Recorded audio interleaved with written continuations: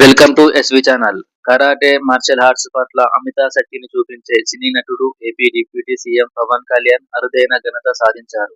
ప్రముఖ జపానీస్ కత్తి సాముకల కెంజుట్సులో అధికారికంగా ప్రవేశం పొంది అంతర్జాతీయ గౌరవాన్ని సాధించారు. జపాన్ సంప్రదాయ యుద్ధ కళల్లో అత్యంత గౌరవనీయమైన సంస్థల్లో ఒకటైన సోగో బుడో కండ్రికై సంస్థ ఆయనకు ఫిఫ్త్ డాన్ ఐదో డాన్ పురస్కారాన్ని అందించింది. గోల్డెన్ డ్రాగన్ సంస్థ ఆయనకు టైగర్ ఆఫ్ మార్షల్ ఆర్ట్స్ అనే విశిష్ట బిరుదును కూడా అందించింది. అలాగే జపాన్ వెలుపల సోకే ఉరుమస్తు సైన్సైలోని టాకెడా షింగెన్ క్లాన్ లో ప్రవేశం పొందిన తొలి తెలుగు వ్యక్తిగాను పవన్ నిలిచారు.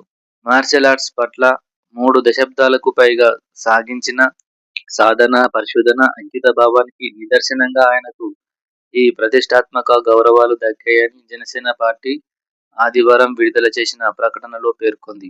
ప్రముఖ బూడో నిపుణుడు హన్సీ ప్రొఫెసర్ డాక్టర్ సిద్దిక్ మహ్మదీ మార్గదర్శకత్వంలో పవన్ కళ్యాణ్ కెండోలో సమగ్ర శిక్షణ పొంది ఉన్నత స్థాయి నైపుణ్యం ప్రదర్శించారు. ఈ క్రమంలో సినిమా, శాస్త్రీయ యుద్ధ కళలు, యుద్ధ తత్వశాస్త్రాలను అంతర్జాతీయ వేదికపై సమన్వయం చేయగలిగిన అతి కొద్ది మంది భారతీయ ప్రముఖుల్లో ఒక్కరిగా పవన్ కళ్యాణ్ ప్రత్యేక స్థానం సంపాదించుకున్నారు. ఎస్వి ఛానల్‌ను లైక్ చేయండి, షేర్ చేయండి, సబ్స్క్రైబ్ చేయండి.